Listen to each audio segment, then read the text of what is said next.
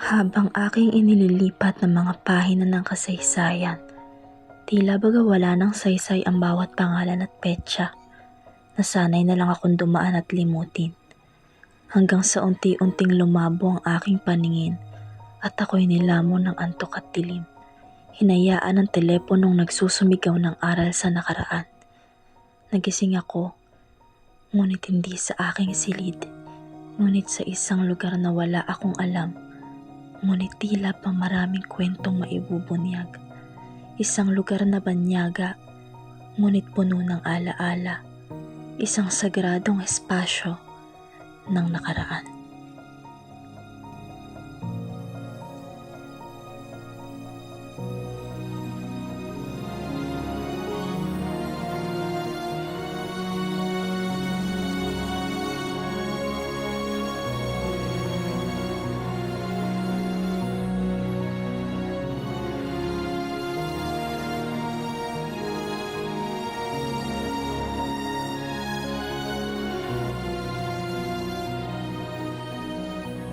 Unang tumambad sa akin ng isang hilera ng mga larawang buhay, mga taon, tagumpay at sakripisyo ng isang bayani sa nakaraan na kung hindi ako nagkakamali ay si Marcelo H. Del Pilar. Kasunod nito ay ang kanyang estatwa, isang bayani sa pagbubukang liwayway ng rebolusyon. Isang lumang dokumento ang humaplos sa aking paningin. Katibayan ng kanyang pagtatapos sa Universidad ng Santo Tomas, patunay na ang kaalaman ay sandata rin sa digmaan. Dumampi sa hangin ang isang himno, himig ng pagpupugay kay Plaridel, tila mga awit ng puso ng sambayan ng minsang sinugatan. Sa isang gilid, nagniningning ang mapa ng Bulacan, ang kanyang sinilangan. Dito hinubog ang kanyang diwang palaban, ang tinig ng katotohanan. Ngunit sa likod ng kagitingan, naroon ang larawan ng inaaping bayan. Gutom ang kumakalam sa bituka, yaman ay kinakamkam ng banyaga, at ang mamamayan ay tila palay sa paan ng mananakop. Dito nagsimula ang sigaw ni Plaridel. Sigaw ng hustisya. Sa gitna ng dilim, sumilay ang alaala ni Nogumburza, ang nagpaalab sa damdaming makabayan ng maraming Pilipino. Sa isang sulok ay nakita ko ang eskulturang ginawa mismo ni Rizal. Nakaluhod at tila baga ay nananalangin, ngunit hindi ito dasal ng pananampalataya, kundi larawan ng kapangyarihang nakatago sa dasal. Sa itaas ng lugar na aking iniikutan ay aking natanaw ang kwento ni Marcelo Del Pilar.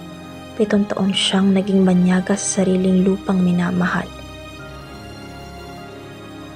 Doon ko nabasa ang kanyang liham sa anak na si Anita, mga salitang puno ng pananabik at pagmamahal na dinikdik ng panahon. Tahimik ang tinta, ngunit sumisigaw ang bawat kataga. Kasabay nito ay ang liham na panaghoy ng batang si Anita na hindi na maalaala ang yakap ng ama. Sa isang sulok ang katawan ng liham, mga bulong ng puso kay Masyana, ang kanyang tiyanay. Mga liham na tila bawat linya ay isinusulat habang kagat ang pisi ng damdamin.